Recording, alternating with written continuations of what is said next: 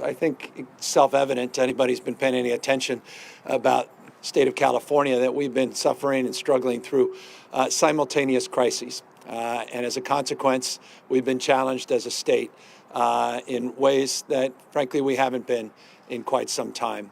Of all the simultaneous crises that we face as a state, and I would argue as a nation, and for that matter, from a global perspective, none is more impactful, none is more forceful than the issue of the climate crisis.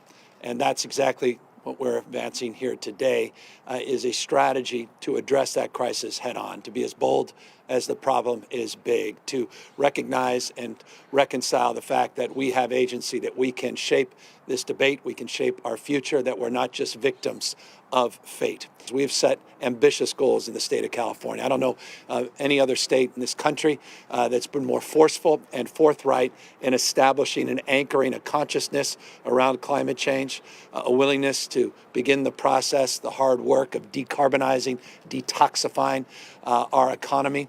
But goals are nothing more than dreams with deadlines.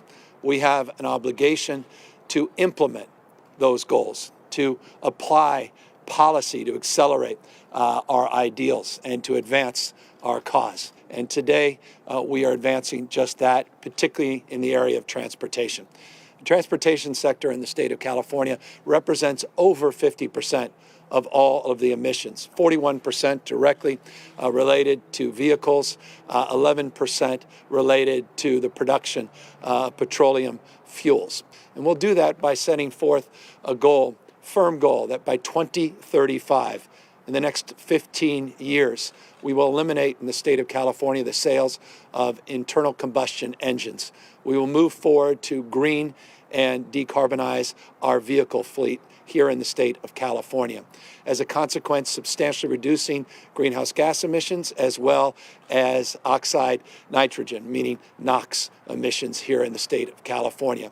In so doing, we'll improve air quality as well as improve the economic climate here in the state of California. And so I couldn't be more proud today to be able to sign this executive order moving forward by not denying people the ability to keep their cars after 15 years. You can still keep your internal combustion engine car. You can still have a market for used cars. You can still trade and transfer those cars. We're not taking anything away. We're providing an abundance of new choices and new technology, being agnostic about how we get to zero emissions, but being committed to getting to zero emissions by 2035. And we have a commitment to phase out fracking here in the state of California. Pursuant to this executive order, we will be directing and working very specifically on a legislative strategy to begin the phase out formally of fracking here in the state. And that is a commitment, a firm commitment from this administration, codified in this executive order, that will be advanced January in the new legislative session to advance that cause as well.